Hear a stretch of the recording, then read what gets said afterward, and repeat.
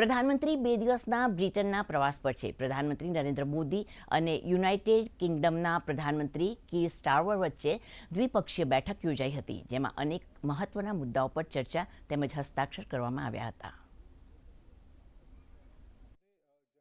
પ્રધાનમંત્રી નરેન્દ્ર મોદી અને કીર સ્ટારમરે સંયુક્ત પત્રકાર પરિષદને પણ સંબોધિત કરી હતી, જેમાં પ્રધાનમંત્રી નરેન્દ્ર મોદીએ જણાવ્યું હતું કે આ કરાર ફક્ત આર્થિક ભાગીદારી નથી, પરંતુ સહિયારી સમૃદ્ધિ માટેની યોજના છે. એક તરફ ભારતીય કાપડ, ફૂટવેર, રત્નો અને ઝવેરાત, સી ફૂડ અને એન્જિનિયરિંગના માલને યુકેમાં વધુ સારી બજાર પહોંચ મળશે. ભારતના કૃષિ પેદાશો અને પ્રોસેસ્ડ ફૂડ ઉદ્યોગ માટે યુકે બજારમાં નવી તકો ઊભી થશે. આ કરાર ભારતના યુવાનો, ખેડૂતો, માછીમારો અને એમએસએમઈ ક્ષેત્ર માટે ખાસ કરીને ફાયદાકારક સાબિત થશે.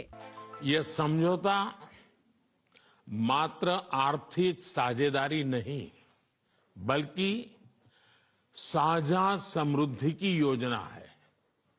एक और भारतीय textile, footwear, gems and jewellery, sea food और इंजीनियरिंग गुड्स को यूके में बेहतर मार्केट एक्सेस मिलेगा.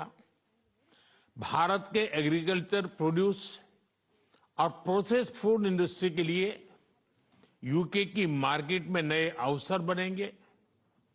भारत के युवाओं, किसानों, मछुआरों और एमएसएमई सेक्टर के लिए यह समझौता विशेष रूप से लाभकारी सिद्ध होगा.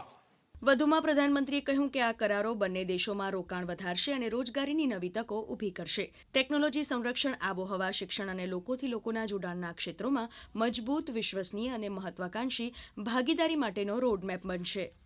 फ्रेंड्स, शिक्षा के क्षेत्र में भी दोनों देश मिलकर एक नया चैप्टर लिख रहे हैं. यूके की 6 यूनिवर्सिटीज भारत में कैंपस खोल रही है. पिछले हफ्ते ही भारत के गुरुग्राम शहर में साउथ हैम्पटन यूनिवर्सिटी कैंपस का उद्घाटन हुआ है. બંને દેશો સાથે મળીને એક નવો અધ્યાય લખી રહ્યા છે. યુકેની 6 યુનિવર્સિટીઓ ભારતમાં કેમ્પસ ખોલી રહી છે. ગયા અઠવાડિયે જ ભારતના ગુરુગ્રામ શહેરમાં સાઉથ હેમ્પટન યુનિવર્સિટી કેમ્પસનું ઉદ્ઘાટન કરવામાં આવ્યું હતું.